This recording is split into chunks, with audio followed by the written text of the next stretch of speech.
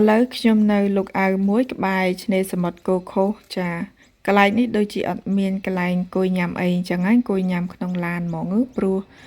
ចាមានរបស់របរញ៉ាំដាក់ពីផ្ទះមកហើយខ្ញុំបើកឡានកាត់វូរីក៏ទិញបានខ្នុរម្ដុំមកញ៉ាំលើព្រៃនឹងហ្មងតោះឥឡូវខ្ញុំនាំបងប្អូនទាំងអស់គ្នាមកមើលទេសភាពខ្លះចាហើយដើរព្រៃបានតិចដែរព្រោះអីបានដើរឆ្ងាយទេតែបានតែប្រហែល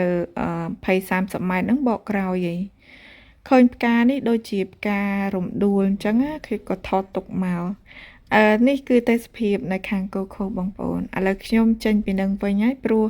ចំណាយពេលប្រហែលជា1 ម៉ោងនៅនឹងហើយមកដល់កន្លែងមាត់ឆ្នេរឃើញគេលក់អីវ៉ាន់អត់បានចូលទេបងប្អូនព្រោះអីគេរៀបរើតូបឯហ្នឹងការលក់អីវ៉ាន់នេះគឺគេលក់អាទិត្យទី2នៅក្នុងមួយខែអញ្ចឹងណាចាហើយឥឡូវបន្ទាប់ពីលេងកន្លែង playground ចាប្រហែលជា1 ម៉ោងគឺដល់ពេលដែលយើងត្រូវមកមុជទឹកសមុទ្រហើយទឹកសមុទ្រនៅនឹងគឺត្រជាក់បងប្អូនអើយខ្ញុំអត់ចង់ចុះទេ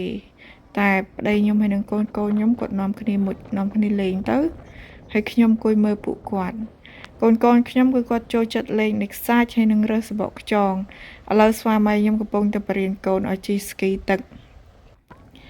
ហើយឥឡូវគាត់លេងឆ្អែតហើយចាប់ផ្ដើមមកលេងនេះខ្សាច់ម្ដងចាគាត់លេងជាមួយប៉ាគាត់ឆ្អែតហើយហ្នឹងហើយនិយាយពីកាយដេកខ្សាច់នោះកាយទៅកាយមកមិនដឹងស្អីទេស្វាមីខ្ញុំគាត់បបួលខ្ញុំទៅមុជទឹកដែរប៉ុន្តែខ្ញុំអត់ទៅដោយសារទឹកនឹងវាត្រជាក់ឲ្យគាត់មុជម្នាក់ឯងទៅគាត់ថាមកលើកណាក៏ខ្ញុំមិនដែរមុជខ្ញុំអត់ដែរមុជមែនបងប្អូនហើយកូនខ្ញុំគាត់ពាក់វ៉ាត់ស៊ូតដើម្បីកុំឲ្យវាត្រជាក់ពេកអញ្ចឹងណាជួយការពារពន្លឺព្រះអាទិត្យផងនិយាយពីជនជាតិគេអូយជួយចិត្ត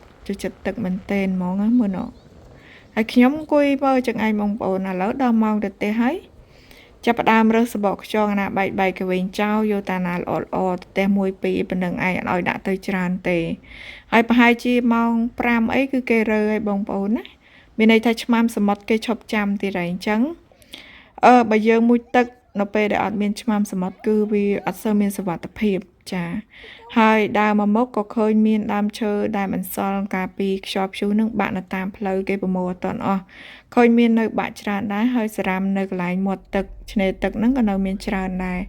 ចាហើយថ្ងៃរសៀលហើយបងប្អូនចាធ្វើដំណើរទៅផ្ទះវិញហើយបាយ